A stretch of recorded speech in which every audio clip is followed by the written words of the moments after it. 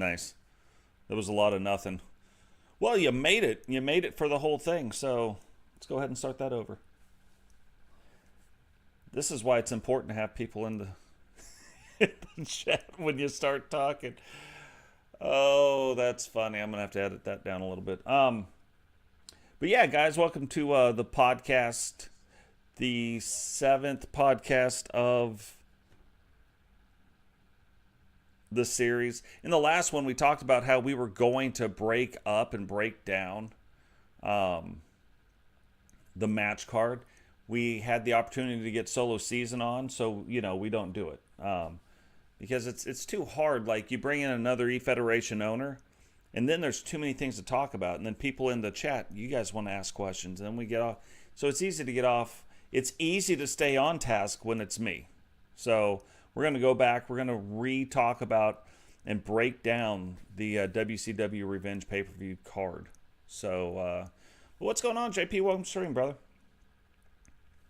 So if you guys remember back, we've talked about how to set up storylines. We've talked about what you should do or what you could do. The Solo Season universe and WCW are we do it completely different. So I give everybody like a place to tell their story inside our Discord. Matter of fact, just real quick, since we said Discord, let's just pop that up.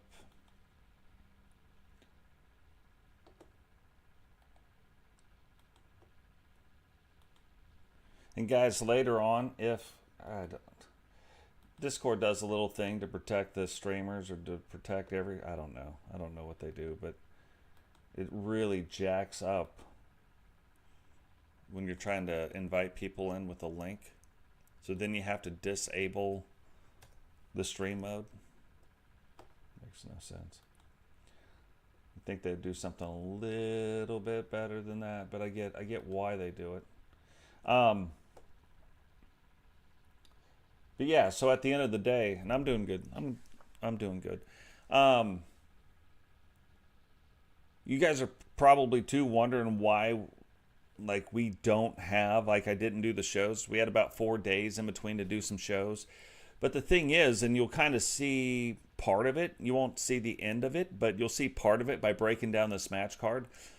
So many storylines, the ideas of the storylines, because again, we don't control the wrestlers, but so many parts of the storylines have been written, and all of a sudden, all these storylines start coming to fruition in the last 4 episodes. We also had a guy who tries to interject himself into every single storyline under the planet, which then gave me a great idea for a storyline. So we're going to have that as well. But so all these things start happening. And then right after, in episode 80, that was our the WCW Revenge pay-per-view, it's a natural stopping point. So, when you add in those 4 days, plus I'm going to be gone for 10 days, I mean, that's about 2 weeks. So we're going to shut it down as far as the shows go for about 2 weeks. There's still going to be, and there were supposed to be matches delivered, one-on-one type matches that were supposed to be delivered. But so far, my video editor has not got those ready, so I don't know if it's gonna make it in. I have a funny feeling he's gonna try to dump everything like the last hour of the time I'm home and be like, there it is. We'll see. Also, too, if you guys get in the Discord, we've also started doing some other stuff, so you might want to go check it out. Go into the general chat, go into the welcome page, go look on my link tree. There's some new links in there. Be interesting. But we're starting to do a little bit of that too. If you guys have already seen it, but that new platform is going to start reliving it from season 5 on, and then eventually we'll do some other stuff. But yeah, so many really cool things that are coming. But because of all that, and because we're getting ready to start all these new storylines, and we just finished up a few other storylines, and a few other storylines are escalating, I didn't want to put those out there, and then all of a sudden we're gone for 2 weeks, and then we try to get back into it. It's hard. It's hard to do. So I want it to be fresh of mind. Like we did the pay-per-view, and then when we come back, I come back on December 30th. We'll start it off with Nitro, with the new stuff, with the escalating stuff, and we might not do Nitro on that day. I might come back and do another podcast just to refresh everybody, like where all the storylines and where all the stuff is at. You know what I mean? So, but yeah, let's get into it. Let's start breaking down the WCW Revenge card. Now, when we look at it right off the bat, we had to kick off the show, we had JP versus Dragunov for the Cruiserweight title. Now, you go back to the previous Nitro, and to be fair, I did not expect Dragunov to win that match. I really expected Zach Hamilton to win it, and he would just continue his push. But again, we don't control the wrestlers, and so he ends up losing.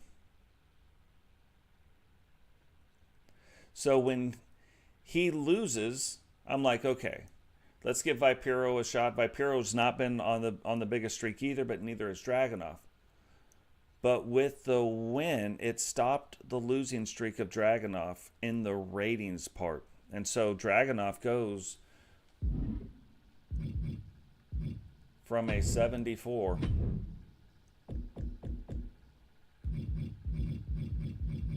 to an 85. And I'm not going to break down everybody's ratings because that doesn't really matter. It's just this one was such a big jump. All of a sudden, now going into the pay-per-view, after beating those two, he gets a 10-point jump because it stops that big losing streak. Now, look, now it not just stops it, but now he's got consecutive wins, puts a superstar at the top of their game, increased in specials, finisher, and defensive attributes by 1, stacks up to 10 times. So for 3 weeks, now it's stacking 2. So he went from -10 in all categories to that autumn stopping, and then +2 in some categories. Going in now to this match against JP.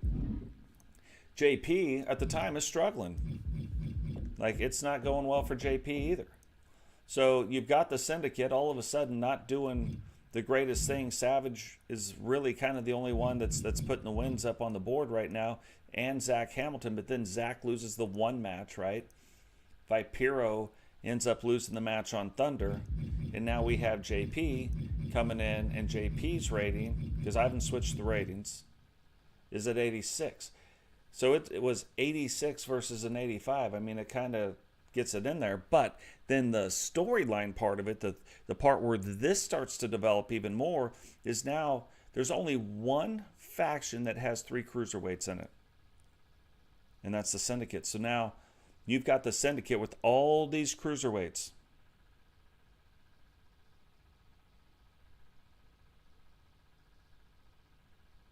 All these cruiserweights in the Syndicate. So now, if JP wins, JP has been the longest reigning cruiserweight champion with I think 5 title defenses. I don't have it up, but with like 5 title defenses. So you have like the greatest reigning cruiserweight champion, and then you have Dragunov, who's got an opportunity to beat every cruiserweight in the Syndicate. I mean, that's also a great storyline. Dragunov bringing up his school, doing the stuff, and then JP ends up coming away with the win. So that's going to be interesting to see what that means kind of for the Syndicate moving forward. And I'm going to show you this. In order to get, this is a funny thing. So if you guys are running a universe mode, you might use this trick. Sometimes what I do is we can take the Syndicate, and it's been this way for a while, and we know Jay Savage is the leader of the Syndicate, but you don't see Jay Savage up on the screen in the Syndicate, because if he is, when they come out, then they work in their tag team. They come out like their tag teams, the tag team entrance. And I didn't want Jay Savage to do that. I want him to come out with all these guys. And so, yes, he's the leader of the Syndicate. But this is how Max Fennick was allowed to be in there, and why at one point we actually had 6 Syndicate members. Now we're back down to 5, but 4 and 1. So it's a little trick you guys can use. Like if you don't want the leader, if he's going to come out with a lot of different people, and not all my leaders do. So most of the other ones are in, their groups. But just a funny little trick. So, so that's match one, and I mean, absolutely great match. And then we move in to what's funny. One of the mistakes. This is the big mistake of the night. There's usually a mistake in every show. This next thing that goes on is a mistake. It was not supposed to happen. So you go back, I've got to play around with it and be like, oh, Bischoff did this and Bischoff did that. What is going on, Blaze Radio? Welcome to the podcast, brother. So we go into match 2, and it's now a WCW hardcore match. Now, at the beginning, it was going to be Sarah versus Monica Monroe. I was going to have Vanessa LeVay in another match. But after I put this card together, and I even added an extra match to the card, I couldn't do it. So I'm like, okay, I don't want it to be a 3-way match. So let's make it a gauntlet match. 2-minute intervals. We're going to put Vanessa in there. And I put in Lexi Hart. And I shouldn't have put in Lexi Hart because later Lexi and Tiffany Hart are going after the World Tag Team title belts. You know what I mean? So she shouldn't have been in there. It could have been somebody else. Really could have been Sid B, to be fair. That's who it should have been. But sometimes when you're putting together like a big card like this, and I've got it all written down, and I don't know how I overlooked it. But right when it happened live, I realized what had happened. I was like, oh, okay. So you got to pivot. You know what I mean? So we pivot. We add that into the storyline. Now all of a sudden, Lexi Hart, it's this new thing that wasn't even supposed to be a part of the show, but now it is a part of the show. So, and when you're live, you can't, like, if we would have stopped the pay-per-view right there, and I've done it before where it was like too big where I had to fix it. But there was a way to pivot on this one. And if there's ever a way, I'm just going to pivot and we're going to keep moving forward. So we go that way. Now, Lexi Hart, not really on the radar to win the hardcore title, to be fair. Honestly, I figured it'd be Sarah, Monica, or Vanessa, one of the three. And there's 3 branches of a storyline that we can go off. If Vanessa wins, I've got a plan for that. Monica wins, obviously, the reigning champion, and she keeps adding to the legend of her title run. Sarah, Sarah is the partner of Rep and Tia in a big match and going after. So this could help Sarah build too, and help the Gatecrashers build, and help this build, and help that build. So I've got all these ways to go. Lexi Hart not even on the radar. Lexi Hart wins the match. I'm like, what?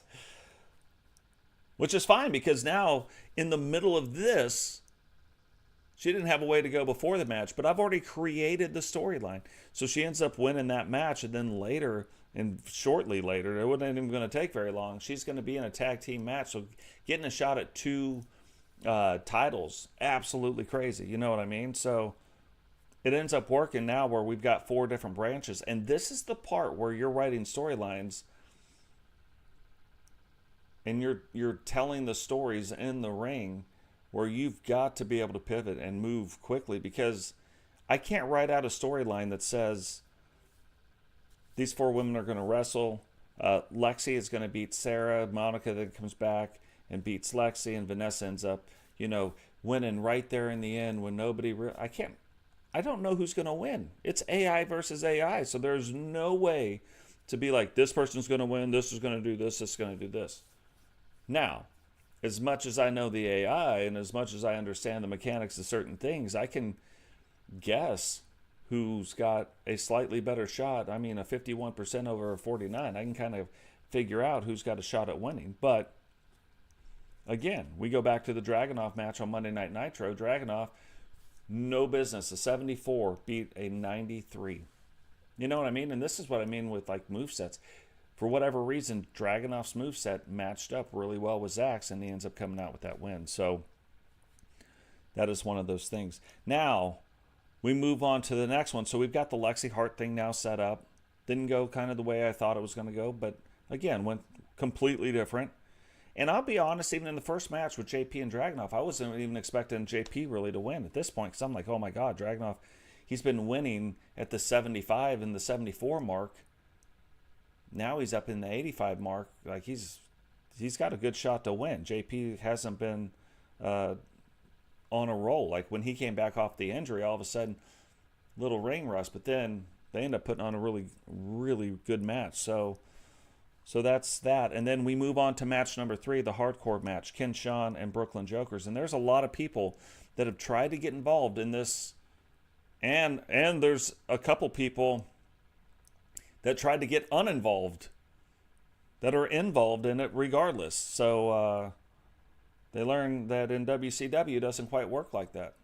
Even if you came to me, if Blaze came to me right now and says, I don't want you using my character anymore, but Blaze's character was in a storyline, don't know what to tell you. I'm going to be using Blaze for the next episode or two and then stopping. We're going to stop, but the storyline is going to continue. Like, we're going to use it as a storyline.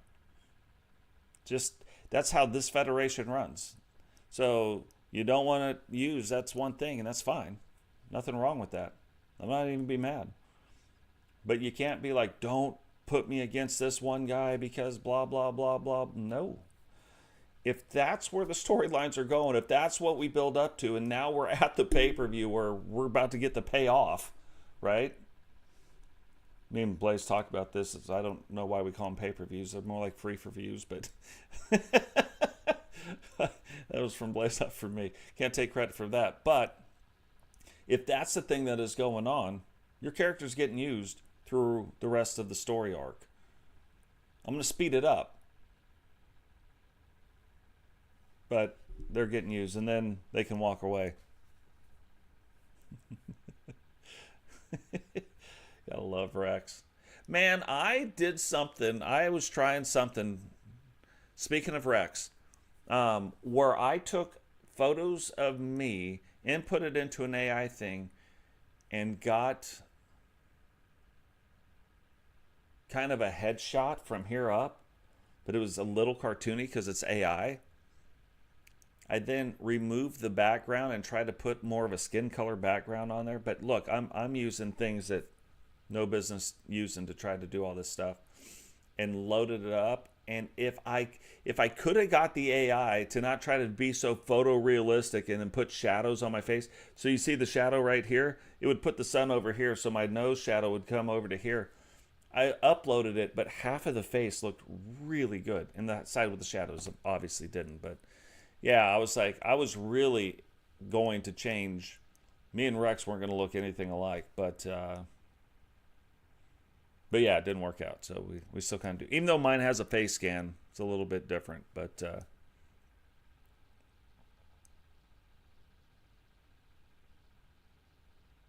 yeah, Supercard. That's another another really good name.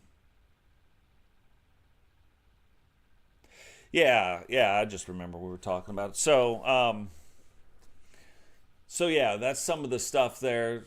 If that's what is going to happen. But it's the other thing too, like I've recently downloaded some people's newer wrestlers, and if you notice, I will go in and fix the tattoos. I will fix a lot of things. Like all the characters in the WCW have kind of a certain look to them. If you don't have a face scan, like Matt Storm, and every other single one doesn't have a face scan that I've ever seen. In mine, he does. In mine, he looks a lot different because he's got a face scan. So, but I typically go in and fix the tattoos also. And I'm fighting myself to try to not do it because I'm like, oh, it's a thing. But it's what makes our brand look different. It's what makes, if you go into Blaze Radios, what makes his brand look different. If you go in with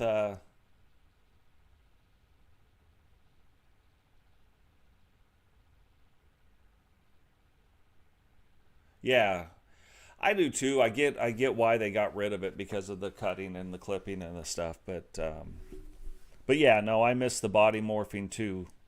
There's things I wish we could do that would take it even a little bit further. We'll see. I'm interested to see what happens in 25. But it's weird. I used to get really excited, which don't get me wrong, this could be a whole nother podcast. I used to get really excited for the new game, and this year I'm not. I mean, 24, when they added all the extra stuff in, I was like, it's just so excited. Like I was a kid at Christmas. I couldn't wait. Like the 20 days was too long. Release the Kraken. Release them now. You know what I mean? I'm not as excited. I mean, we'll see what happens. We'll see what they do. But because I know, well, there's a couple reasons. Anyway, that'll be another one. See how easy it is? Except I can get myself right back on. But that'll be another podcast on why is Totes not excited about 2K25. No news has really come out about it. And the little bit of news it has, like, we do know some of the characters. It's about 32 characters that are definitely going to be new to the game that are being added. We know those names. That leak came out and it's from a very trusted leaker. It's got like a 97% correctness rate, and the things that he got wrong had to do with the cutoff between the rosters. So, and then anyway, we'll talk about that. That's going to be another one.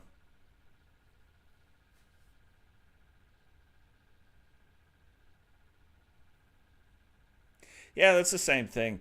And what's funny, if you were really going to do a wish list thing, the more I thought about like the development cycle, the day after 2K24 drops or the week after 2K24 drops, that's when if you want to even have it be talked about for real, that's the wish list. That's when the wish list should come out for 2K25. The week after 2K25 drops, that's when the wish list for 2K26 should come out, because now people can hear it, they can see it, and then now you're in the development cycle for the next game, and then you've got, maybe it makes it in there. You know what I mean? But I'm always doing it like 2 months before, a month before, or whatever, and, the game's already done for the most part. It's being tested, packed, and shipped.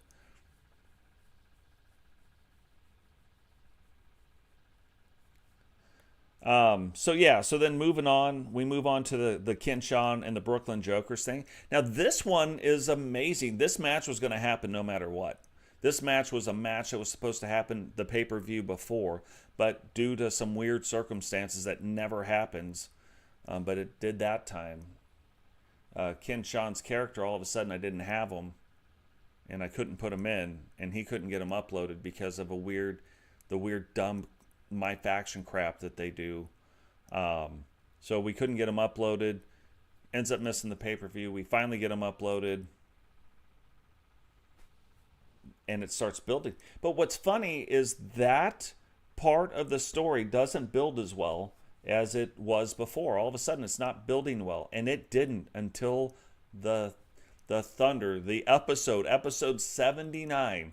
It finally clicked to where I'm like, okay.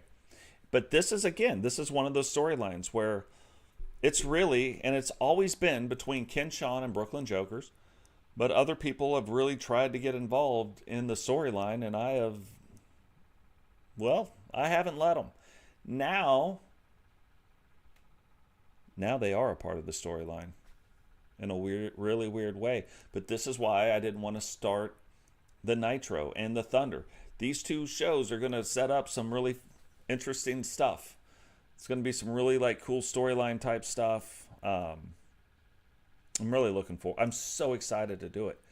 I've got my notebook, and it's just like the top 20 storylines that are going on right now, and I ranked them because there's things that are going to develop and happen and do some stuff.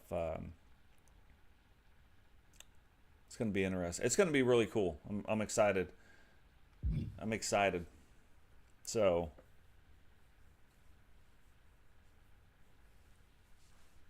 we'll have to see what happens. But Brooklyn Jokers ends up winning the hardcore title on Thunder, which I wasn't even sure was going to happen. He ends up winning the title, and now it turns this Ken Sean versus Brooklyn Jokers into a hardcore title. Hardcore title match. And then Ken Sean, who has been losing to Jokers. Jokers has been getting the best of them every time. Ken Sean ends up coming back and winning the hardcore title, and now has won it for the second time. I think only 3 people have ever won it for the second time. Now, can he get a run going with that? And you would think that's the storyline. It isn't. The hardcore title has nothing to do with their storyline. And their storyline is far from over. So, but everything set up perfect to start the next phase of the storyline, which we're not going to talk about because I don't want to ruin it. But I'm excited that so far it wasn't hot. It was hot. The thing happened. It got really cold. I couldn't get any traction with it. It just wasn't going well. And then all of a sudden, really the Nitro, when it came down, he really set it back up again when Ken Sean and Brooklyn Jokers had that crazy 4-way match on Nitro. And then that table match. And then Brooklyn ends up winning. And then I didn't expect, with all the damage that Ken Sean took, I didn't expect Ken Sean to win that match. And again, so 3 shockers to me. I think Brooklyn Jokers wins it. He's got the title boost, and he's going to win the match. Ken Sean ends up coming out and ends up beating Brooklyn Jokers. Absolutely crazy. What's going on, Solo? Welcome to the street or podcast, brother. Yeah, no, absolutely. What is going on, Brian? Welcome to the podcast. Yeah, and there's a couple others that we talked about, like can he win when the pressure's on? So there's some interesting stuff that gets set up in that way. So then, now we've already had the mess up happen, right? And now the WCW Women's World Tag Team title belts are going to be on the line. Lexi and Tiffany Hart, which Lexi was the mess up. She shouldn't have been in the hardcore match, but then she is. So is that going to affect it? And it absolutely did. Penny and Lady Rock, I'm going to tell you right now, Penny and Lady Rock should have never won those titles. At the time, their ratings are so tanked from losing, and I can't get them to win. So I put them in a match that I figured was going to go one way. It did not go that way earlier on.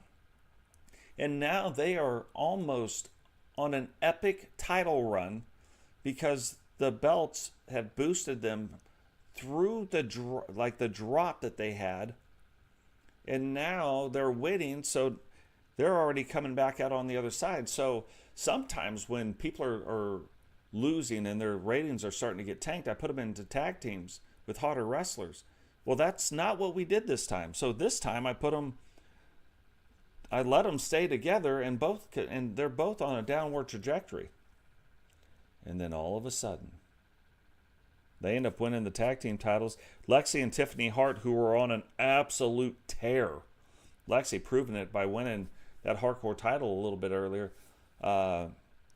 Tiffany Hart really doing well in some of the special series title matches, which are hard to win. But she is eliminating people and pinning people and doing all this stuff. She's just coming up a little bit short with winning the title belt. Now these 2 women, really super hot, go up against Penny and Lady Rock, and Penny and Lady Rock beat them soundly. But because of the mistake that we had earlier, it's an easy storyline because we created a storyline. It was the one storyline we had to create during WCW Revenge. And then it concludes in the matter of 3 matches because Lexi, even though she won the hardcore title, and that's going to branch off, they end up losing because of that. So what does that mean now for her and her tag team partner? So that's the part of it. This is why I go back and I watch episodes multiple times. I know what I watched the first time and every time without fail. And if you guys do the same thing, I would absolutely go back and watch these episodes more than once. You miss other things that are happening. And you're like, oh my God, I can't. Or you'll forget something happened. Like there'll be times where people reach out and they grab the bottom rope. and should absolutely be a storyline. And on the next episode, I've already forgot about it because something bigger happened, or this over here happened, or these 2 or 3 storylines that finally culminated came around and happened. So yeah, I would definitely go back and watch them multiple times. I watch every one 2 to 3 times.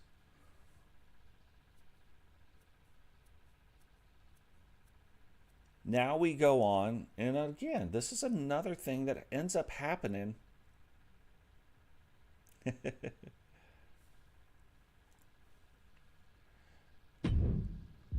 See, though, but look at this.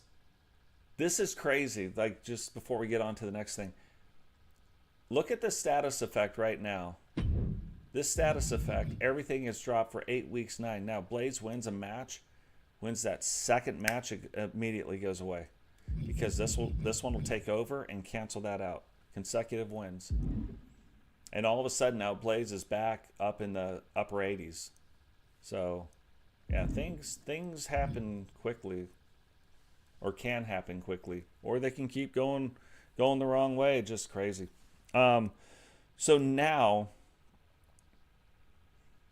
this goes all the way back to the last pay-per-view. This is going to be a Cody Rhodes versus Totes McGoats match. But if you go all the way back to the last pay-per-view, the Thunder before, Digital Dogs ends up beating, gosh, now I forget who was holding it, but ends up beating the $1 Million champion and forces a match between him and Sentinel, where now 2 titles are on the line: the WCW World Title and the $1 Million title are on the line at the pay-per-view. And I'm telling you, even though Sentinel is on a roll, Digital's on a bigger roll. And I'm expecting Digital to win that match. Sentinel beats him. So now Sentinel holds both the belts.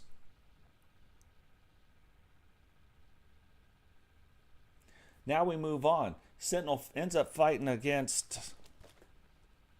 Let me just look at it real quick. Sentinel ends up going up against...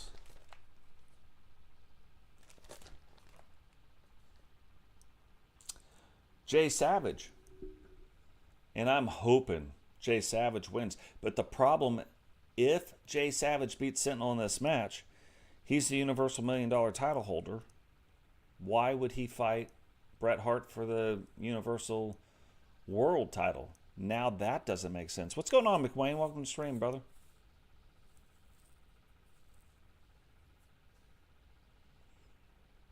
Well, and this is what's funny, though, Blaze. Like, Sentinel was on an even more epic losing streak, and now he's the greatest WCW World Champion ever. So, yeah, no, it's things turn around. Like, when they turn around, they turn around. And I tried to make sure I'm recognizing who is set up to do what. But Sentinel ends up beating Jay Savage, but he doesn't beat him by a pinfall. Because now if Sentinel beats Savage by pinfall, again, why is Savage going after the Universal World title again? Yeah, I know they fought. Bret Hart ends up beating him. But then if he loses another Universal title match, is he really the #1 contender? But Sentinel beats him by countout. So now everything is still intact. Now it still makes sense. Now he's still going. Yeah, he's not going to get the boost for the belt, but that's going to happen. But here we are again, and I'm like, okay, well, Totes and Sentinel have never met in the ring when Sentinel is at the height of his game and Totes is doing well as well. So the Thunder before, I'm going to see if I can split the titles. If I do, fine. If I don't, fine. But now this is the match that ends up forcing a 13th match. Normally there's only 12 in a pay-per-view. There's 9 on Thunder. There's 9 on Nitro. But this ends up forcing a 13 match because I wasn't expecting this to happen. And in this match, when Totes faces off against Sentinel, I'm expecting Sentinel to win. Sentinel's got all the boosts. All of them. Totes ends up finding a way to pin Sentinel. So now we're back into the WCW thing. And I'm like, look, these Universal title belts should be fought, and especially if we're at a pay-per-view, by WWE wrestlers. Now, we know Jay Savage and Bret Hart, that's already been set up. That's already been well established. That is going to be one of the main events.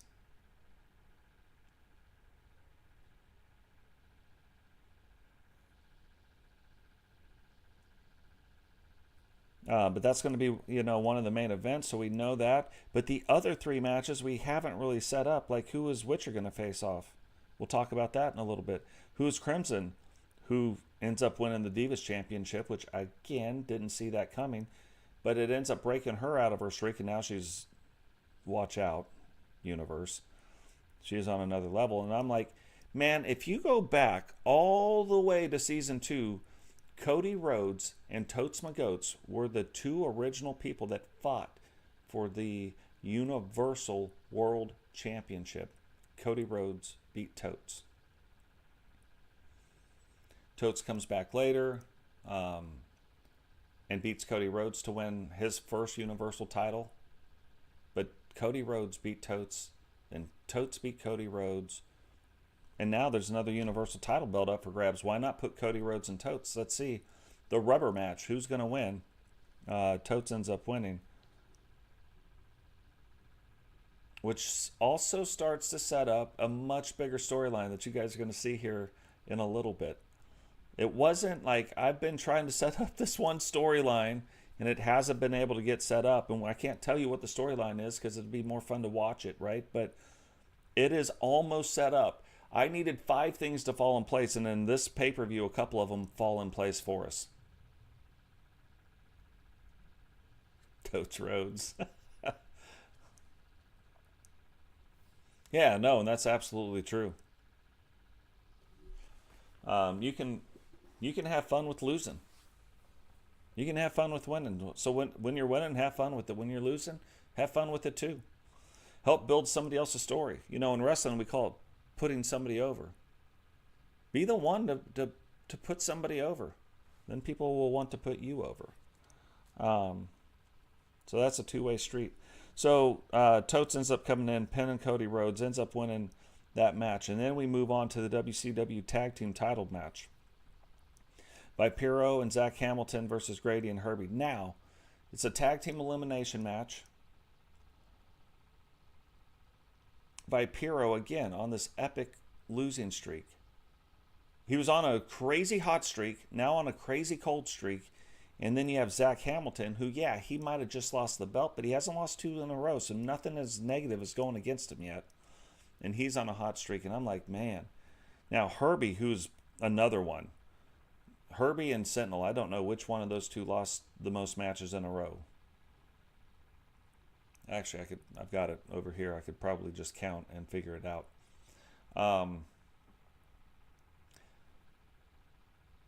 And now Herbie, one of the higher rated guys in the game.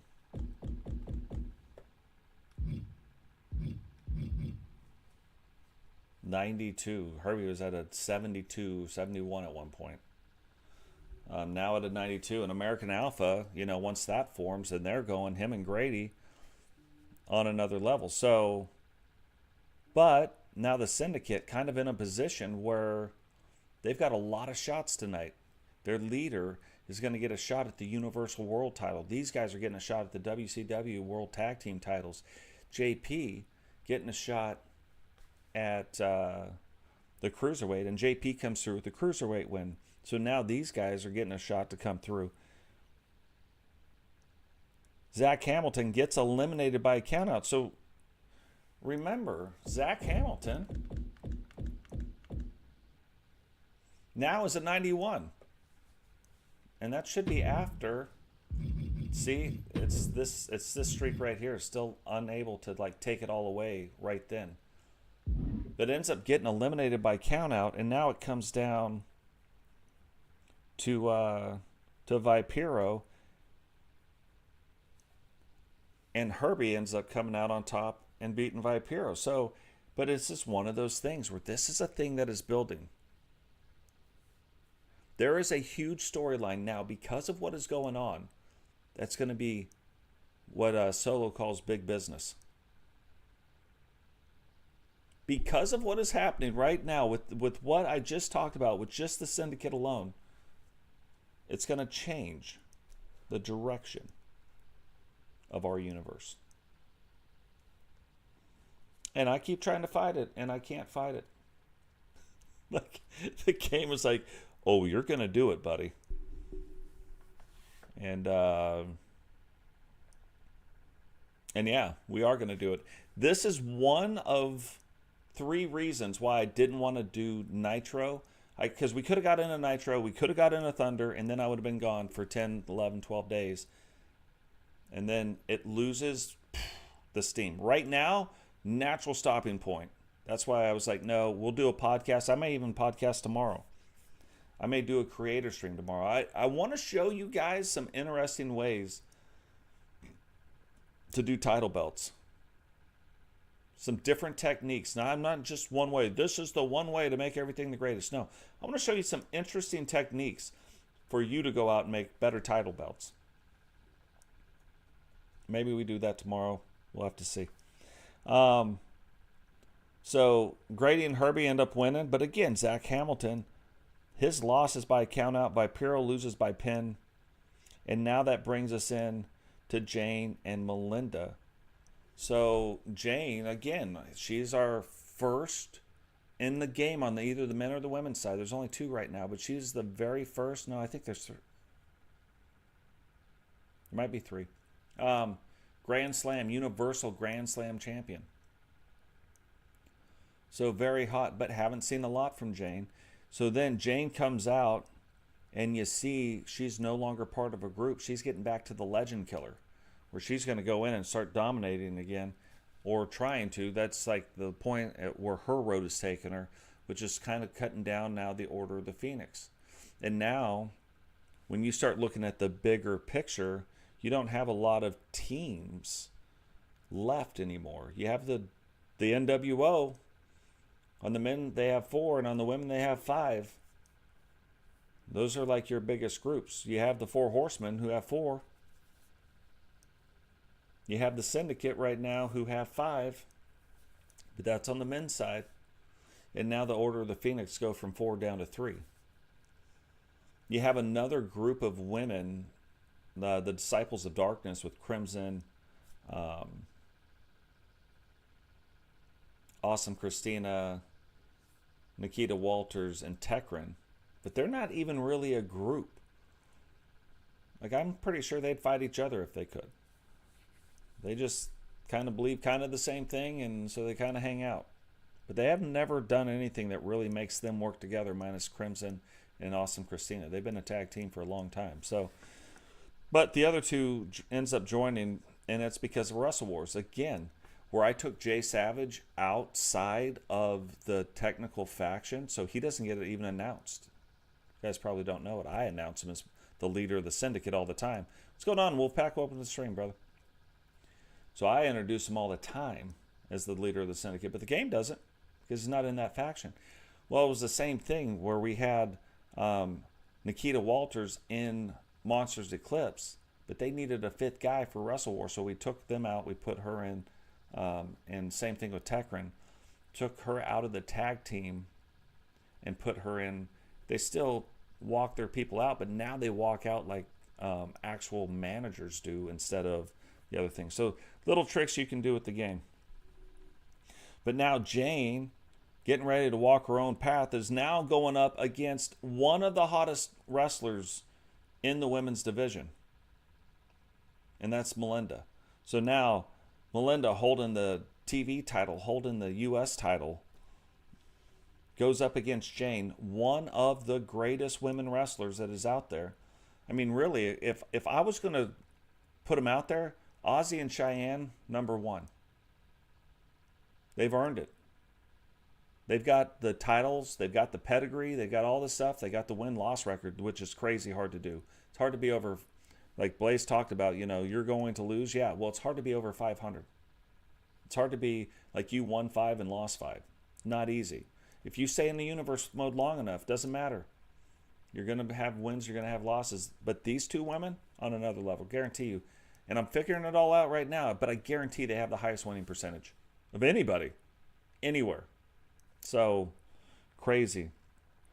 And now you start looking at Jane. Jane goes up there. You look at Witcher. Witcher is getting herself like probably now above Jane, where she is in that kind of greatest of all time kind of category now. And then you've got Melinda, you got Rep and Tia, where they're starting to build into where they could. I mean, they got a long ways to go, but they could. All of a sudden, Melinda absolutely dominant, repping Tia. Even though she's losing to Ozzy, though. No shame in that. So, absolutely crazy. You put her in other matches, dominates. Melinda now starting to dominate. Sarah, actually. Watch out for Sarah. You heard it here first. Watch out for Sarah. Starting to come into her own as well. But Melinda ends up getting the pin over Jane. So that's kind of one of those, yeah, okay, the U.S. title was on the line, but that's almost a statement win. And then that starts building on to these storylines. The reason I want to break this card down, the way we're doing it right now, is because I want you to understand that there isn't going to be not one match on here that's a oopsie daisy. Like, it wasn't supposed to be there. Yeah, we made the mistake by putting Lexi in 2 matches. That was the mistake. But it wasn't a mistake that she was in the match that she was in, and then we had to swerve on the other one, right?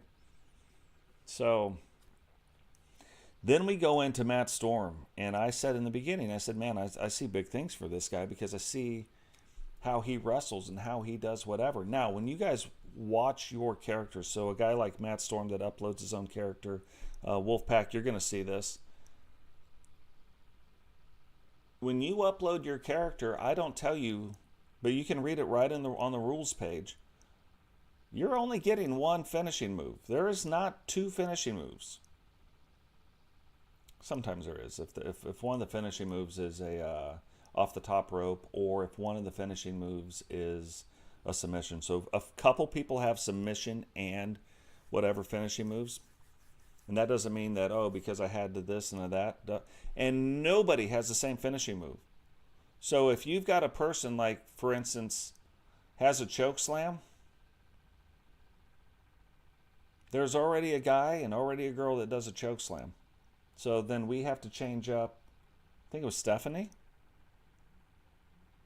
Whoever it was that has a choke slam, to a much, much different looking. It's going to be a choke slam, sort of, but it's different. No 2 people are going to have the stunner. If you had it in same with the special moves. Special moves are a little bit more lenient on. People will have obviously you can't do it with 100 people. But you only have 2 or 3 finishing moves. So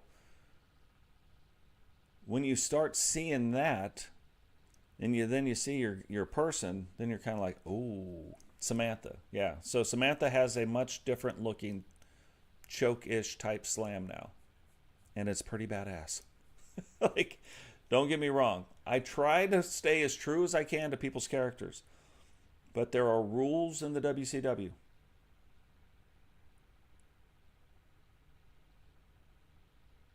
So, just know that. But it's the same thing with Matt Storm.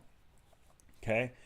Now, what's crazy, out of all the matches on this card, this is the match between Matt Storm and at the time, the champion, rated R2K. Those are the 2 hottest male wrestlers at the time. Matt Storm, all of a sudden, he's losing here and there and doing some stuff and winning and doing some stuff, right? But out of nowhere, Matt Storm ends up winning, which I didn't expect him to do it. I expect him to have a good showing, right? But I didn't expect him to win. He ends up winning the WCW Money in the Bank after he wins, God, I can't remember, but a WCW Special Series title belt. So he has a shot at the world title at any time. But I don't want it to even be a possibility where he is going to do that in this one, because there's been other matches building up, and you're not going to see, like, there's the world title match. It's funny, it's built up, and these 2 haven't never wrestled. I've never even talked about it, and it's something that's been building, and we'll explain why Sentinel faced off against Rowdy. But I want that to be a pure match where they get their shot to fight each other. So Matt Storm ends up going into the match against Rated R2K, which, look, if you win the United States title belt and you have a good run with it, you're going to get a shot at the world title. Now, Matt Storm ends up becoming the guy that skips all the steps. It's rare that it happens, but he ends up in the match for the WCW Money in the Bank, right? Skips all the steps and has that world title shot whenever he wants it.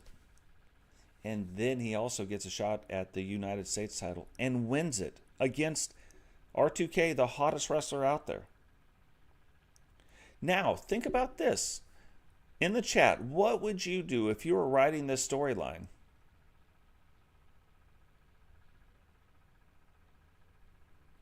If you were going to write this storyline, Rated R2K, again, has won the Outlaw title, the hardest title belt to win. Then he goes and he wins the United States title belt. Then he defends it against the likes of all kinds of people. Loses it at the pay-per-view against Matt Storm. Do you have Rated R2K go back after Matt Storm? Maybe. But let's talk. We're going to skip a match. I'm going to come back to it. We're going to skip the Rep and Tia Ozzy match real quick. And we're going to go to the Rowdy Hunt because this all ties in to the WCW World Title Belt. Now, again, I've told you guys this. Sentinel and Rowdy have not wrestled. I mean, they may have wrestled, but nothing's on the line ever. Like, it was never a thing. Matter of fact, Sentinel won a match to be a special guest referee back in early in the season for Rowdy. But that's about the extent of what they've done. And then Rowdy goes on and wins the thing. I think the match was between Digital and somebody else, Digital and Rowdy. And Sentinel was a special guest referee and counted Rowdy in for the win. And so then there's all this talk about, Sentinel's got to be on the Horseman books. And then you guys think I forgot. But I didn't forget. So I've got Matt Storm versus Rated R2K. And I thought to myself, as hot as Matt is right now, even though Rated R2K is super hot right now as well, then you have that match going on. You have Digital, who has fought against Sentinel now multiple times and lost. And you have Digital and Rowdy, who have fought against each other multiple times. And he's lost to Rowdy. And you have Rowdy and R2K, which if you guys haven't seen that match, that's a hell of a match too, when they went after it. So what if R2K was going to get a shot at the world title? It'd be great to go up against Sentinel. It'd also be great to go up against Rowdy, like either way. So all of that stuff now ties in. And so then what seems like it's out of nowhere, like where did this match come from? Rowdy versus Sentinel. And then Rowdy goes on to pin Sentinel. And I didn't think that was going to happen. Yeah, Rowdy's been hot and Rowdy's been winning too. But Sentinel has been winning match after match after match after match after coming off of his injury. So you go back to this. Now you got two different things. You have JP coming off an injury and absolutely bombing for like 2 or 3 matches. One, he got squashed in, which is shocking. You've never seen JP get squashed in any match. And then you have Sentinel come off of his injury and immediately win back the world title and then not lose it since. And then go and beat Digital and then end up winning the $1 million title as well. So just crazy.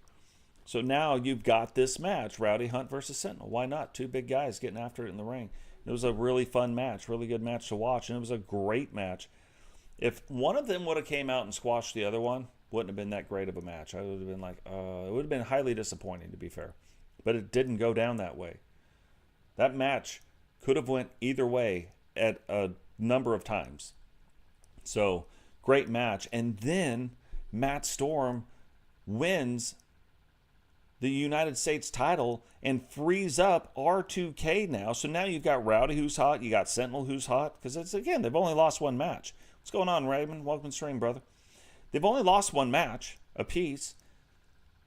And Rated R2K now, all in the mix for the world title.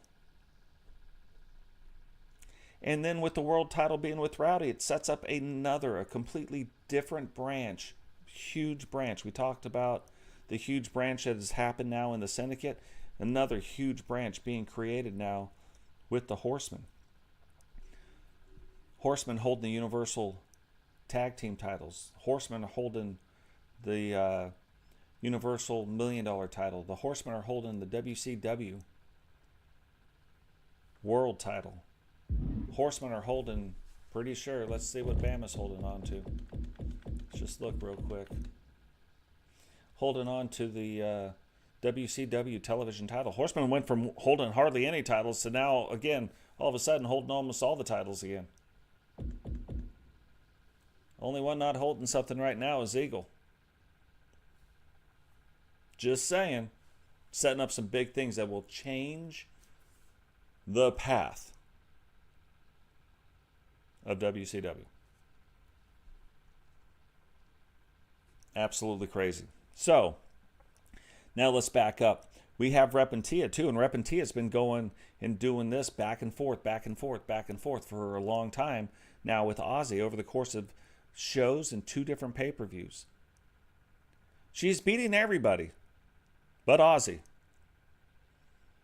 And they go into this title, or into this match. And again, I'm not holding out a whole lot of hope for somebody to beat Ozzy. I'm going to tell you, if you guys are betting on this behind the scenes, you're running down to Vegas and you're throwing money, don't bet against Ozzy. Just telling you. But now, Rep and Tia, though, having these banger matches with Ozzy, and most people can't put on banger matches with Ozzy. But putting on these banger matches with Ozzy, even though she's losing, this is raising her stock. Now, so she's a part of the Gatecrashers, her and Sarah. Sarah all of a sudden started to bash some heads as well. And now Rep and Tia doing it. And now Melinda doing it. Anita's starting to do it.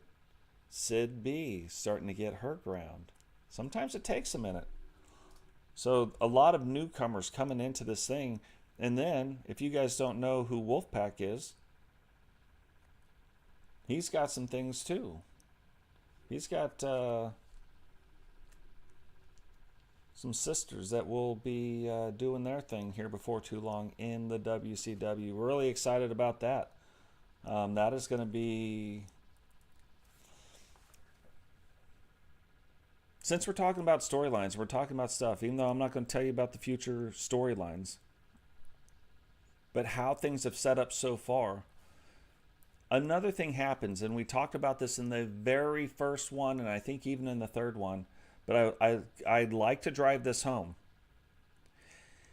If Wolfpack comes to me, typically this is not the place where guys have female wrestlers. It's not a thing. Most people can't do it right. So far, I think Wolfpack has done a good job of doing it. So most of the time, to me, it seems weird. Usually, it's almost like a version of you in the WCW, right? You look at Blaze McCoy, makes sense. You look at Totes My Goats, Rowdy, Bama. I could go down the entire roster and name every single one of you, except for now Wolfpack. The other part of it is to have more than one wrestler in the WCW. I don't even allow it to happen because there's too many people trying to get in. There's still a line of people. However, here's where the exceptions could happen sometimes. I've been working on a storyline, a set of storylines, and I've even created some wrestlers who have debuted, and you see them once or twice and then they're gone. Because it doesn't work. And Wolfpack just happens to come along at the exact right time where I think his wrestlers help advance the story I would love to start telling in the women's division. Now, the other thing is I'm very much into realism, and there's no 300-pound, 5'7", so when you see it, That's not going to be them. They're not 300 pounds anymore. But their heights and weights all make sense. All the heights and weights of the women in our women's division all make sense. Same with the men. Because you'll see a Totes Magoats wrestle against a Cody Rhodes, or you will see sometimes a Witcher wrestle against a Becky Lynch. When you watch that match, Witcher's not grossly disproportionate, and there was times they were, to be fair. We had a lot of 5'11" and 6 foot and whatever women. We don't anymore. A lot of them fall between 5'4" and 5'8", 5'9". We have a couple that are a little bit taller, and we have one who is gigantic for a reason. The daughter of Cain. She's going to be big. You know what I mean? So she's 6'5", 262. One time in a generation. So realism is a big thing. I have tested out Wolfpack's group, and they are tough. They are still tough. Even though we had to make a few little changes, they are tough. And I need them to be. Like, to tell these stories the right way, they need to be tough. So it's I'm really excited about. It's another reason. This is the third thing, big push in the women's division. So we've seen kind of a horseman setup. We have seen this interesting push that's going to happen in the women's division, and we've seen what's going on with the syndicate, and there are things happening too with the NWO. Like all this stuff. Again, sometimes things happen, and I'm just telling you, WCW is going in it'll be a really interesting direction. I'm excited to see what happens. Lots of twists and turns in the story that are coming up. So when these episodes are happening, you guys are not going to want to miss them. But Rep and Tia now going up against Ozzy. Again, Ozzy, you know, don't bet against Ozzy is what I'm saying. And then Ozzy ends up pinning Rep and Tia for the win and retaining the world title belt. Now, the interesting thing is with the WCW world title belt, Ozzy is the first one to win it for the second time. But also, she's the one that holds the very first 11 in a row winning streak. And she did it with the women's world title. Totes ends up doing it then with the United States title and with the $1 million title later on. But she did it first. So 11 seems to be the threshold. Nobody's won 12 in a row. So there's a couple people that are trying to get on their way to doing that. So we'll see what happens. Okay. So then the Rep and Tia Ozzy match happens. Then the Rowdy and the Sentinel match happens. And now we're getting in to the rest of the Universal titles. The Universal Divas title, Rhea Ripley facing off against Crimson. Now, here's the amazing thing. When WCW formed, especially you go back to season 5, WCW held 4 of the 6 belts for a while. And they would go back and forth. But the WWE always had control over at least a couple of the belts. When season 6 started, they lost all control of the belts, and they haven't been able to win them back. And then we got on to so many different other things that were going on. There wasn't all these matches that were happening between the WCW and the WWE. And so I'm like, man, we've got a shot right now to put 4 of these title belts on the line. We can't put the Universal men's tag team titles on the line or the Universal women's tag team titles on the line because the Gatecrashers and Totes and Rowdy of the Horsemen hold those belts. They're in these other big time one-on-one matches, so that's not possible. We can't do that. So it's going to have to be the other 4. Crimson just coming off a big win against Miss Nightmare to then put herself and boost herself up. You could have gave me 10 bets. You said, hey, Totes, we're going to wrestle the match 10 times. You got 10 bets. All 10 would have been on Crimson. Crimson all of a sudden is just on this other level. She's doing the thing. She's bigger than Rhea Ripley, shockingly. No way. And she goes out there, dominates that entire match. Rhea Ripley comes, ends up hitting her with her finisher, and then winning the match out of nowhere, like adding to the legend of Rhea Ripley. You know what I mean? And also, now WWE has won their first title Universal title back since the start of season 6, which is absolutely crazy. There's been some crazy good matches. WCW has held on to these title belts for a long time, and now WWE winning it back, and so that starts building this up. Well, then you've got Jay Savage and Bret Hart, and Jay Savage goes out there, and it's back and forth a little bit in the beginning, right? It's going back and forth a little bit here and there, and then Jay Savage starts dominating, but misses the triple butterfly, his finisher, 2 times. Bret Hart finds a way 2 times to get out of it, and on the second one, on the second time that he reversed out of it, immediately goes into the sharpshooter. Doesn't get the pin, but that is the move right there that ends up winning the match. Hits him with one more move, goes, rolls up the leg, pins, and so now he's beat him 2 out of 3 times. But still, an epic match. And so even though Jay Savage loses this match, Bret Hart extends his winning streak, and Jay Savage ups his stock again. He's lost 2 times to Bret Hart. But now his stock gets up, like, increased. Because, yeah, you're losing to the world champion, the top overall rated guy. It's the same thing at Starrcade. So at Starrcade,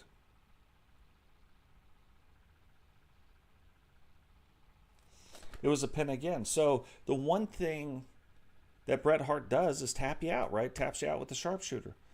But now Jay Savage has fought him twice. He's lost twice in really good matches, but not one time has he tapped out. And he's been put in the sharpshooter 3, 4, 5 times, but never tapped out.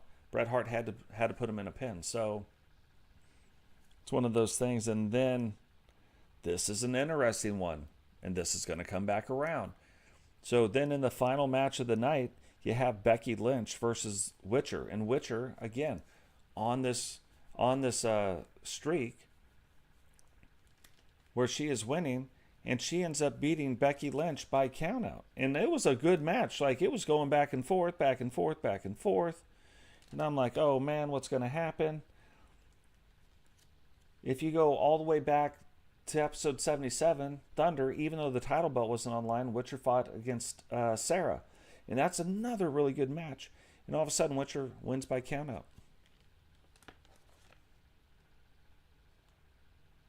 So now in the last two matches she's had, she has won by countout. But she's the Universal World Champion. So would Bischoff make a match where maybe there was no countouts, or maybe it was, up to 20, or maybe it was whatever? Who knows? But it's definitely going to start playing in to the story, because now 2 of her title defenses, or one of her title defenses in her last match, won by countout. Now, you go in, because this is an interesting part of, we talk about the sliders. Why is that a thing? Why would she be just winning by countout?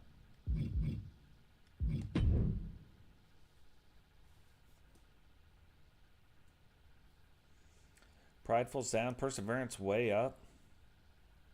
Bold, but disciplined.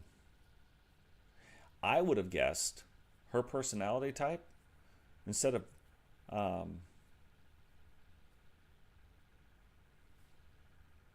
Perseverant, would have been on Desperate. Motivation to win at any cost. Like, you go look, because the Horsemen get accused of this all the time. So you go to Rowdy.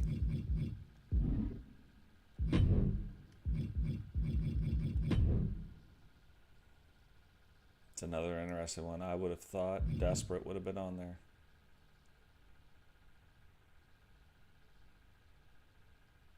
Crazy. It's interesting to see some of these. Look at Toads.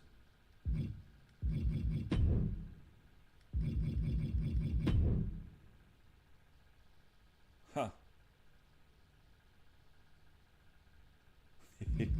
his loyal thing. Like most people, this is up, not his. It used to be way down, so the fact that it's up at all like that is amazing. That's Sentinel.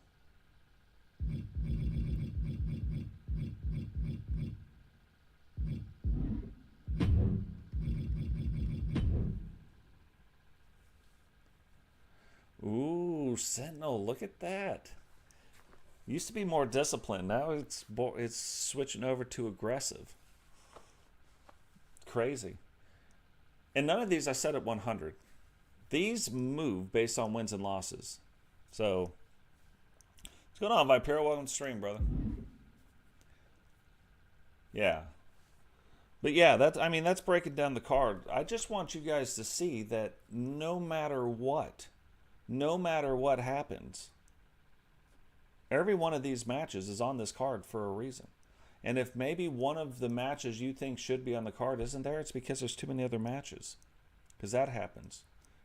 There should have been, looking at this card, there's still like 2 or 3 matches I wish could have been on this card.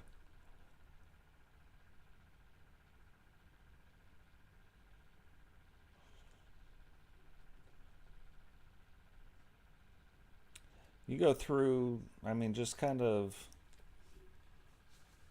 going over this. Let's see.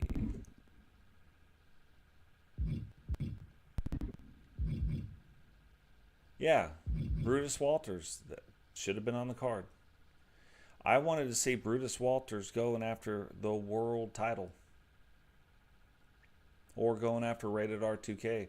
Right now, you look at Brutus. Brutus is dropped down to 84 because he's lost a couple times, but he was at one point up to 90, like 91. And so this is a good example. Brutus Walters typically is around an 85, 86. Like everybody falls between 82 and 88, period. The game then starts doing stuff. You can see his power ranking's 12 right now. But after his run, is it in his best interest right now with his dip to be going after the WCW world title? Or would it be smarter to try to build him back up again? Maybe not in a title, but put him in some matches. And then if he wins a couple of these matches, that knocks out the negative traits. And then he takes a shot. Like maybe he goes after Matt Storm and he tries to win the Money in the Bank briefcase. Or maybe he does, whatever. What's going on, Brooklyn Jokers? Welcome to stream, brother. So when we're looking at things and why we're doing things and why we're trying to figure out, there are reasons. It's like Vipero, and I tried to fight against it. But you look at Vipero right now. Right now he's at 75. And why? For 8 weeks. So I need him to win tag team matches. That's his best shot, probably, is getting some tag team wins. Hasn't worked out yet, but kind of the best shot right now. Because then that can immediately get just wiped out. You know what I mean? Hold on 1 second, guys.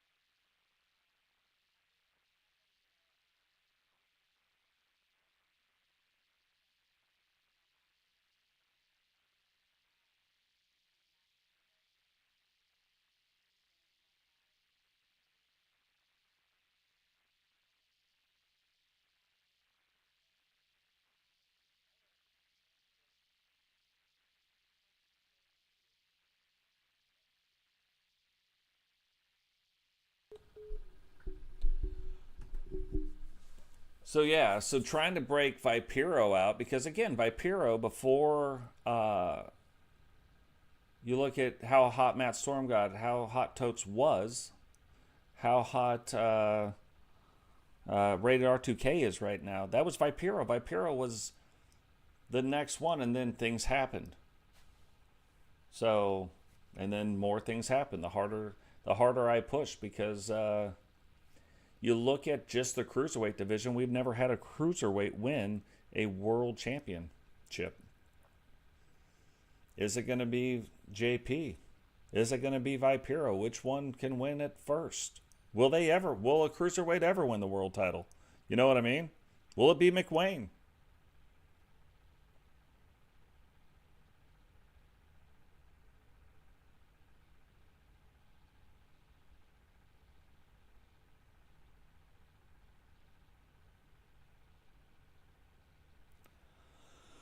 Yeah, and see, and that's the other thing too. Like, when you guys,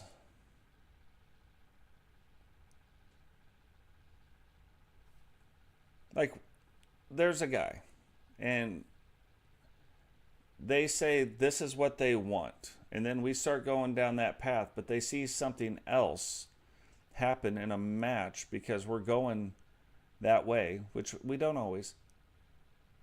Then they start interjecting themselves, trying to get on a different route, and a different route, and a different route, and a different route, and a different route. And they're trying to be involved in everybody's storylines. That's not a good way to do it either. Know what you're doing, know who you are, and then if you want to come up with a storyline, come up with something that makes sense. Being involved in everybody's storylines doesn't make any sense. If you want to be a loner, be a loner. If you want to be in a tag team, or be in a tag team. If you want to be in a group, be in a group. I'm not saying I can make any of it happen. And when you want to do it, remember, it takes time. It doesn't happen. I want to be in a tag team.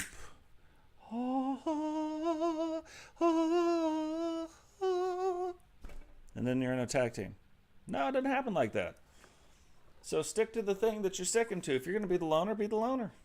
If you're going to be in a group, be in a group, or be moving towards that. But again, it takes time.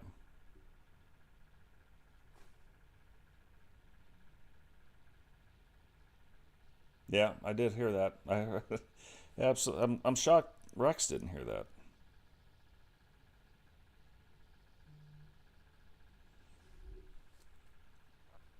Yeah, and see, and then that's the other thing too. Like, and I'm not picking on Vipero's character at all. There's no way to control it. There's no way. And again, once it turns back around, watch out. Sentinel, crazy losing streak. Herbie, crazy losing streak. Blaze is on it right now too. Sentinel's on it right now. Eagle Star.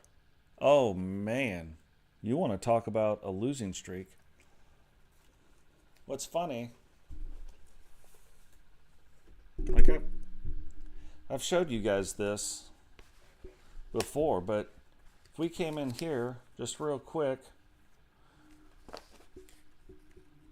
Eagle Star right now.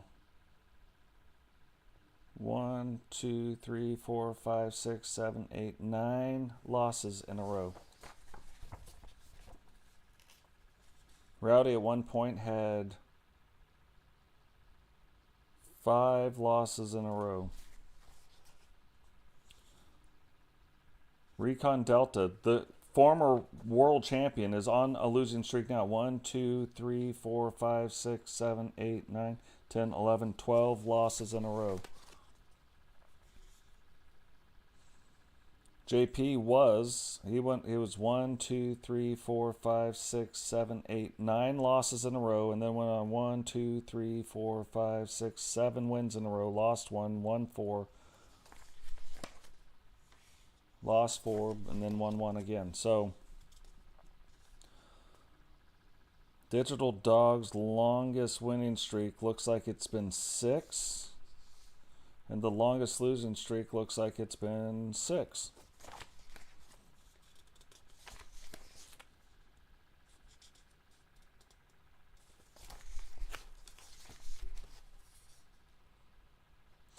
Bama Boy, after losing the title, this is why I talk about this title curse, lost 6 in a row after losing the title.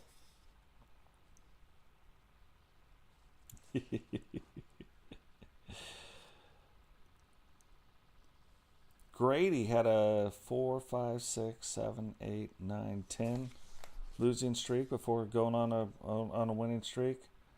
Sentinel, here we go. Let's talk about Sentinel. 1, 2, 3, 4, 5, 6, 7, 8, 9, 10 losses in a row, then 1 loss, then 1, 2, 3, 4, 5, 6, 7, 8 wins in a row. Currently on like a 3 losing streak.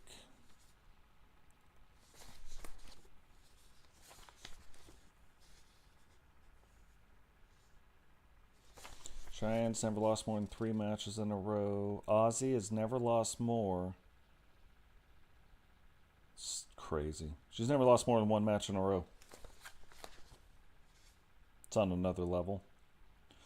Which are her first... So her first 4 matches she lost. Won 1, then lost 3, and then kind of got back on some back and forth wins. Crimson, geez, she was on a 1, 2, 3, 4, 5, 6, 7, 8, 9, 10, 11, 12, 13, 14. 14 losses in a row. That is crazy. Melinda, 3, 4, 5, 6, 7, 8, 9. Her first 10 matches she lost. Went back and forth. Kind of went on a little, just a little truncated. Now she's won her last 4 in a row.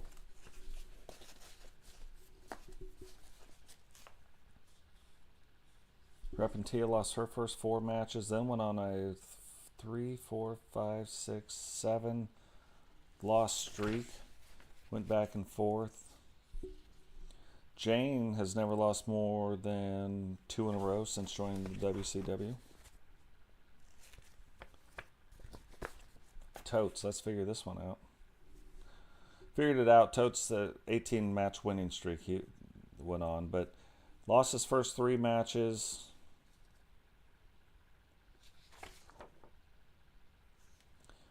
Then just recently lost 4 in a row, a draw, 5, 6 in a row. So yeah, I mean it happens. That's just the ones I've got done so far, but yeah, we've got the match cards, but then I've also got the individual wrestlers' matches in the order that they happen, because I've got another big idea. I told you guys, about breaking it down, all the matches, and then giving every single one of you your own playlist. So if you want to watch all your matches in the order they happen, I'm not going to release them in the order they happen, but they should go into the playlist in the order that they happen. What's going on, Jesse Jackhammer? Welcome to the podcast. So yeah, but we use all this stuff and we use all this data to put together these cards. You know what I mean? So if you are telling me that you can put together a match card, it might be like months in advance. It might be how like your universe is run. I can't do it because of the way mine's run. What's right and wrong, I don't know. But there's no way unless I'm the one controlling, and I'm not. So I'm determined though one day to see this one. Critical injury.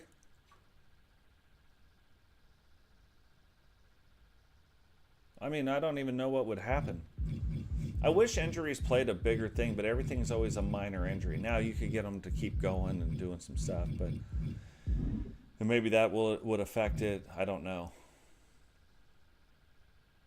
But that'll be crazy when he comes back off this, like 10 in every category he's down. It's going to go on to another level. Like he'll probably come out at 88, and then you're probably going to see him get a world title shot. Like he's earned the world title shot. I just don't want to give it to him yet. You know what I mean? Because if I give it to him right now, he's not in the best position to do stuff. So to take home that win.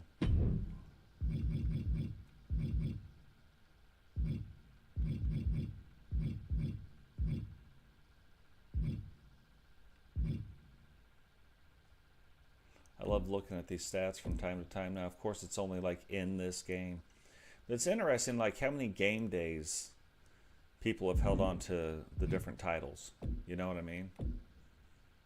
Like Dubs and Vipiro, obviously, 2 of the greatest Universal Tag Champions. 102 days. Crazy. Jane still held on to the Divas title 66 game days. You know what I mean?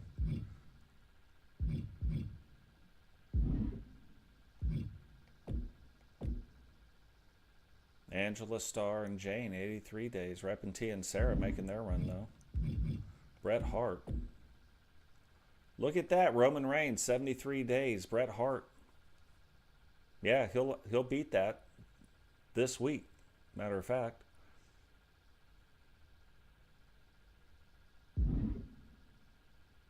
So Bret Hart, man, getting his hands on the title and not letting go.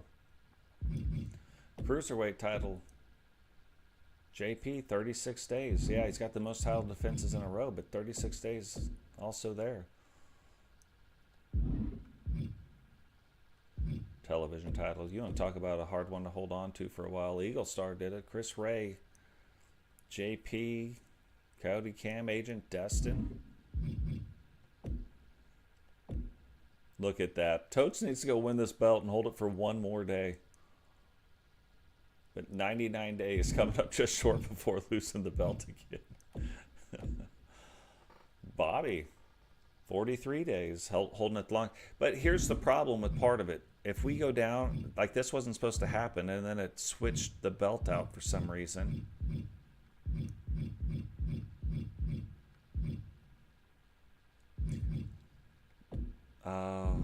Yeah, it just, is it this one?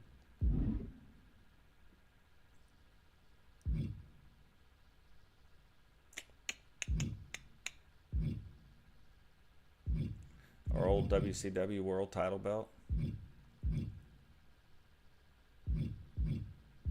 Interesting. Very interesting. So, yeah. But yeah, so that's the thing, and seeing like and explaining a little bit like how these match cards and a little bit more goes into it. Usually when I'm making up the match cards, I've got the title history up over here. I look at who's had shots, I look at who hasn't, and then okay, so who else needs to go? There's another really interesting stat. Something else, because now we've done the thing with the titles that I started doing.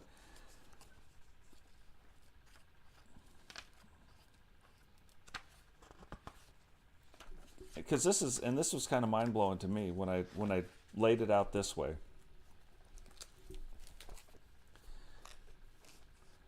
Cheyenne and Ozzy, regardless of win and losses, have lost to the same number of people. And Ozzy has beat one more person. So it doesn't matter if you beat somebody 5 times or whatever. Long time ago, I said Ozzy wanted to beat every single women's wrestler in the game. Like if you were in the game, like in our universe, she wanted to beat you.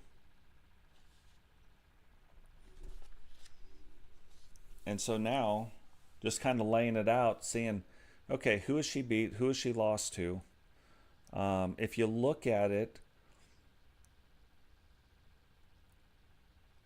can you guess? Ozzy has lost. Like everybody Ozzy has lost to, she is beaten. If they've been in the game long enough. There's one, Monica Monroe's beat her, and Ozzy has not beat Monica. But you would think that just over the years, as long as they've both been in the game just as long, you would think that without a doubt, like Cheyenne and her have both beat each other.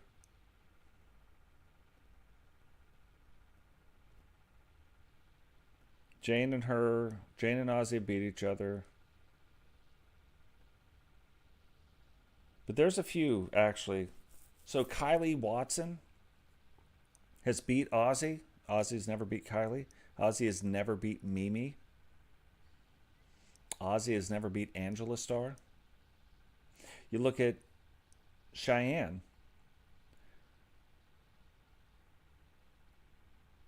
Anybody who's ever beat Cheyenne,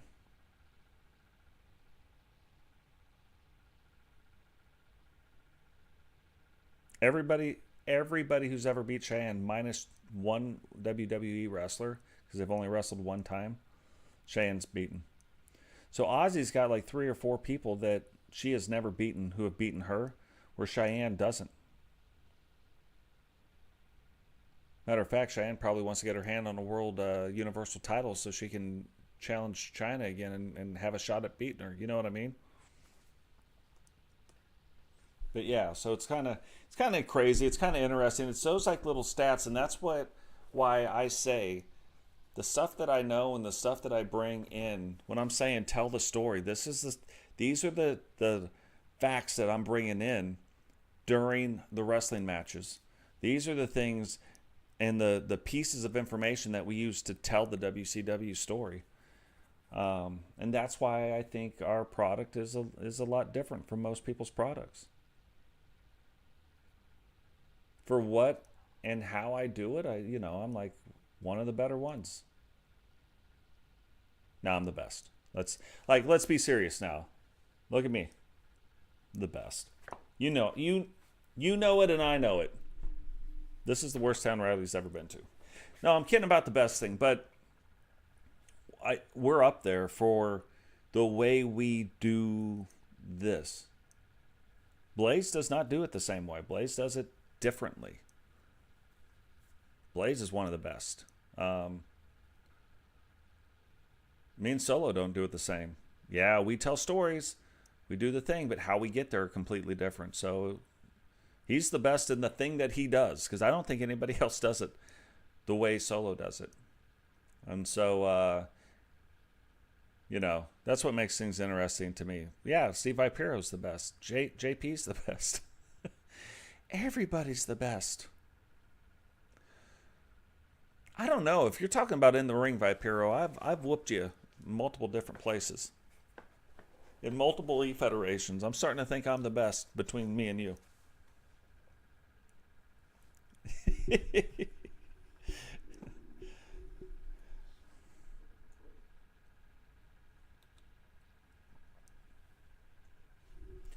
No, it's interesting. There are only maybe two that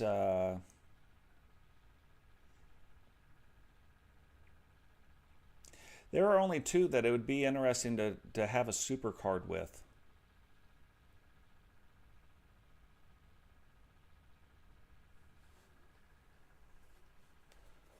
Let me see. Let me see if I've done you on here.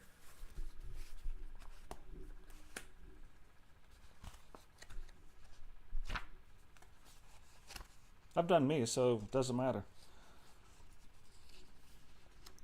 When you're talking about us wrestling. Since I said it and then you said it.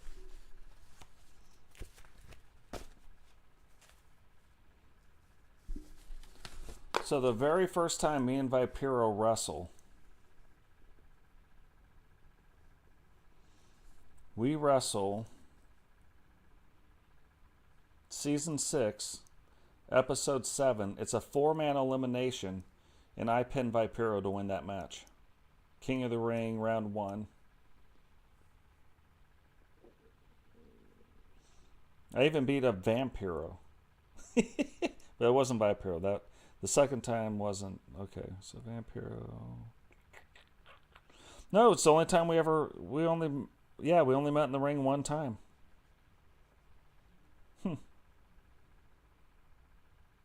No way. You beat me. Didn't you beat me for the title? Who beat me for the title?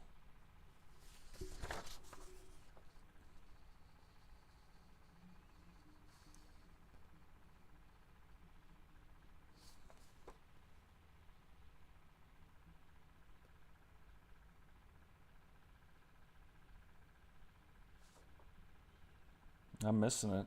You beat me for the title, didn't you?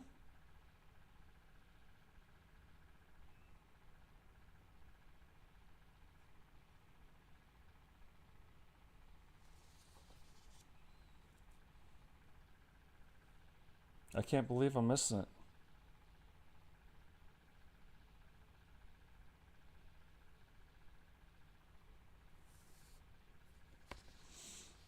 I'll look it up. I know you beat me for the title.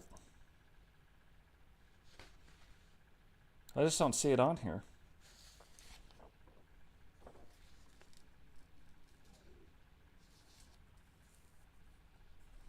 Hold on, let me just double check. Because they'll even tell me the episode that it happened on.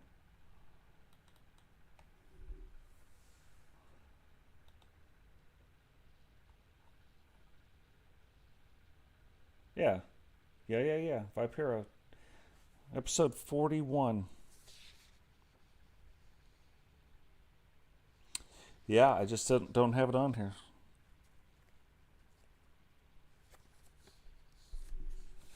I'll have to write that on there. But yeah, so we're 1-1. Me and Vipera, 1-1.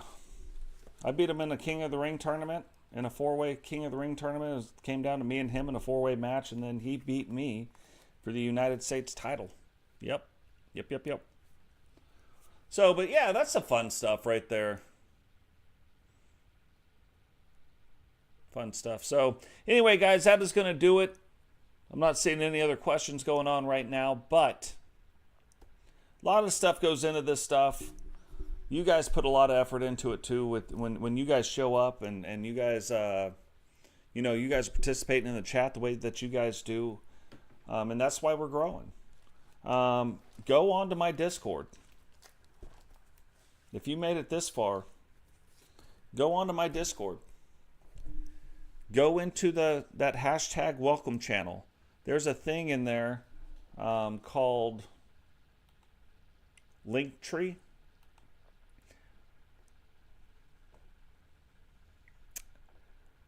We're doing some stuff on another platform right now as we speak. So get in there, and I think it's the very first thing. I get into it too much. Yeah, it's the very first link that's in there. But yeah, go check it out. A lot of fun. I'll be releasing videos over there a little bit as well. So yeah, it's a good time. Hope to see you guys over there. We're still doing this. Don't get me wrong. This is our mainstay place. Unless something ever happens, but for now, that is what is going on. Appreciate everything you guys do. Love you guys, and we will catch all of you in the next podcast, which, don't get me wrong, could be as early as tomorrow. And then we will get everything kicked back off at the beginning, like right around December 30th, 31st. We'll get some stuff going again around that time, and we'll be right back at it. This is the first break.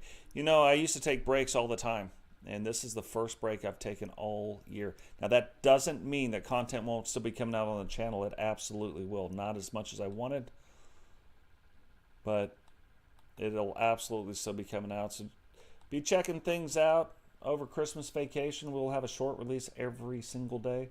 There'll be stuff going on over on the other platform. Go check that out. And if I don't see you guys tomorrow, I'll be on a boat, so I won't be able to tell you. Everybody have a Merry Christmas, have a Happy New Year, and we will catch all of you guys later. Peace.